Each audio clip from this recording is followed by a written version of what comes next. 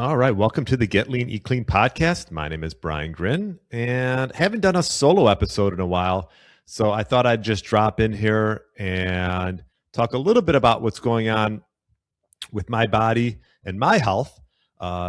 Maybe this is something you can learn from, take a few things from it, and perhaps use it with your situation if you do have a similar one as mine. I've been having some shoulder issues, just maybe like a dull pain in my shoulder most of the day. And my knee's been flaring up when I do mainly lower body workouts, squatting in particular. I can walk from day to day. It seems fine from that. But so anyways, went to an orthopedic and, he mentioned maybe getting an MRI. So I figured, I might as well. I want to learn as much as I can and try to improve my situation. So recently got the MRI back on my knee and shoulder. My honest opinion before I got it back was I thought that the knee would be probably not much wrong, maybe just some fluid, and the shoulder perhaps maybe a tear. But I was wrong on that. The knee actually had a grade 4 cartilage loss in the knee, and I had some bursitis and bicep tendon inflammation in my shoulder. So fluid building up in both joints. And so, the good thing about the shoulder is there's nothing structurally wrong with it. The rotator cuff looked good, no labrum tears or anything like that. The cartilage loss in the knee and the bone to bone there, obviously is not great, but you can just, at this point, I can do pretty much everything I want to do with walking and things like that. Other than, I just got to be careful around squats. So all in all, not the worst picture.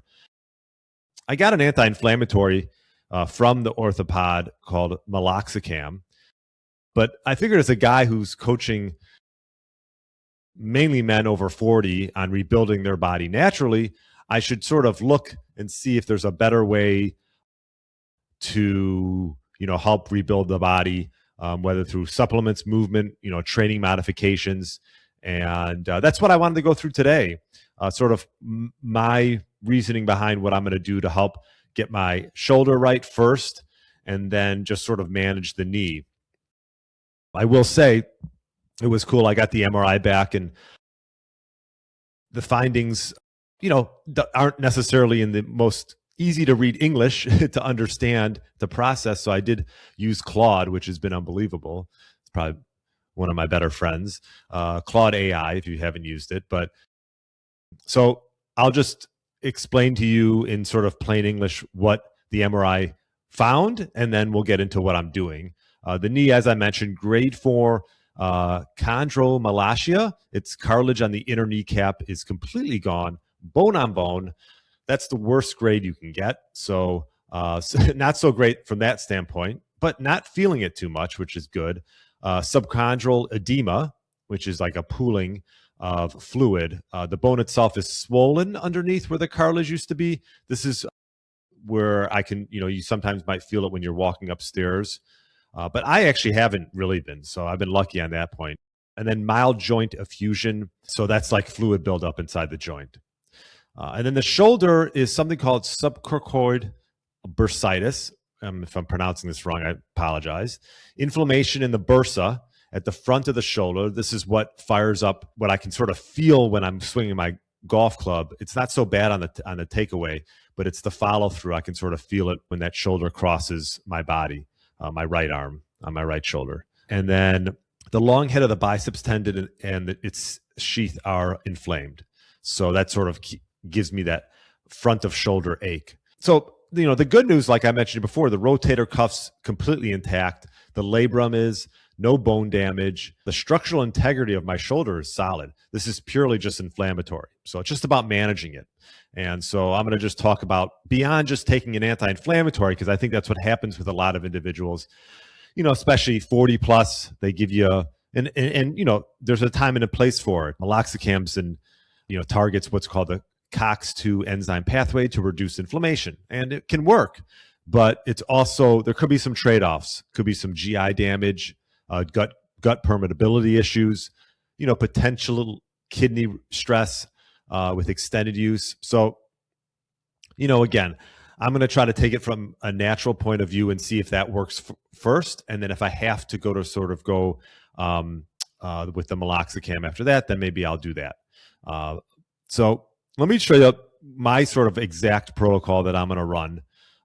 2 products. One is, and I've been taking this already, I use this grass-fed collagen, single ingredient, and this is the sort of the foundation. And I've already been taking it. One thing I noticed is on an empty stomach, it's meant to be taken on. So if you are taking collagen, this is something that I just learned through research. And if you're taking it before exercise, that's a good idea as well. Increases collagen synthesis in the tendons and the cartilage. So what else does it provide? Something called glycine and proline. These are 2 amino acids that are most critical for cartilage and tendon repair.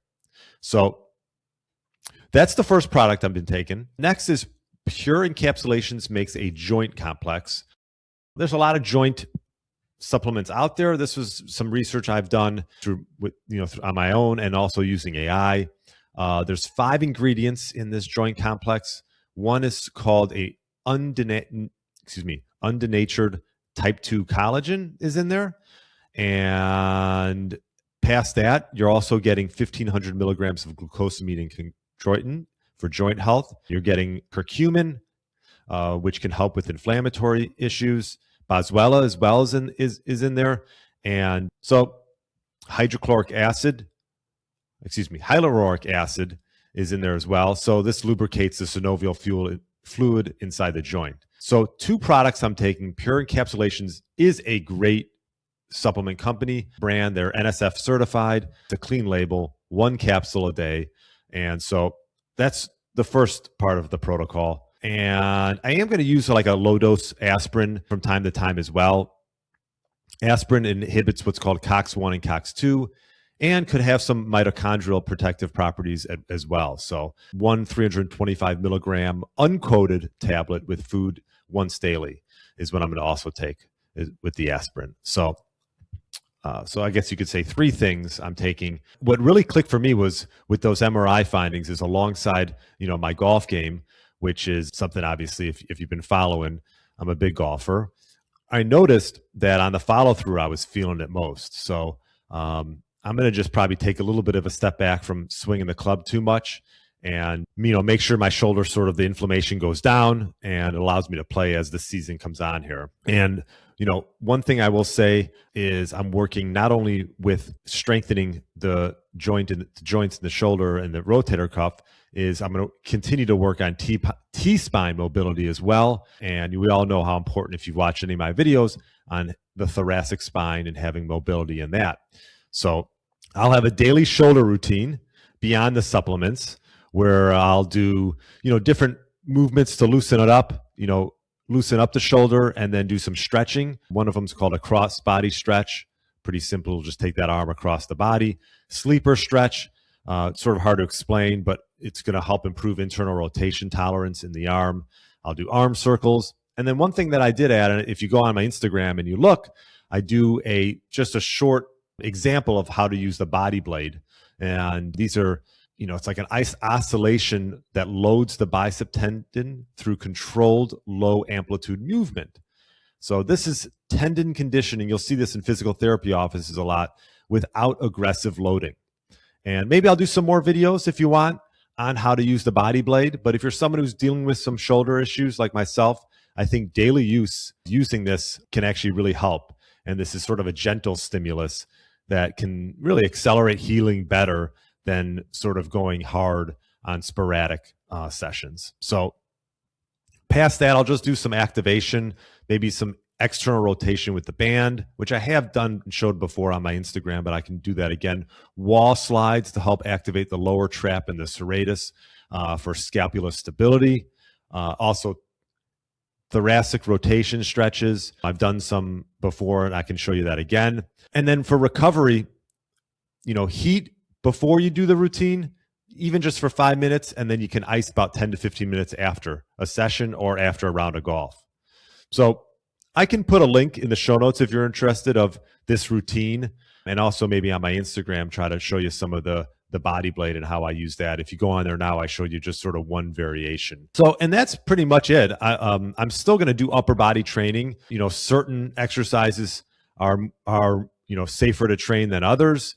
I'll probably stay away from heavy bench press and overhead barbell presses, even dips. One thing I plan on adding, and I'm in the talks with a company right now, is blood flow restriction training. If you haven't heard about this and you've had injuries, or if you're 40, 50 plus, it's pretty cool because you can get meaningful muscle building a stimulus at about 20 to 30% of your max load. So it's perfect for maintaining muscle around like an inflamed joint like my shoulder that I have without, aggravating it. And so I really look forward to trying that. I have not gotten those in yet. I'll probably get those in within the next week or two. And I'll report back on you on blood flow restriction training. And I'll probably do a whole episode with the company that I'm going to be working with on this. So I guess the bottom line, if you're a guy over 40 dealing with joint pain, could be knee, shoulder, hip. I guess before just accepting a prescription drug and moving on, you got to sort of ask yourself, have you done just everything you needed to do to help the body heal? And I think it's even most important as we get older. So, things like collagen, using this pre-encapsulation joint complex, and then a whole shoulder routine around stretching, modifications, and using the body blade.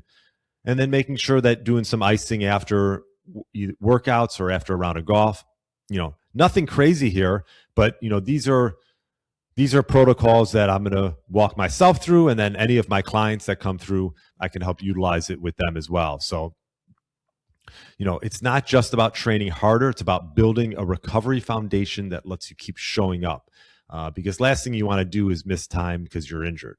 So anyways, that's all I wanted to drop by and tell you today. I'll share with you how it goes on this process. Excited to introduce you to blood flow restriction training if you haven't heard of that.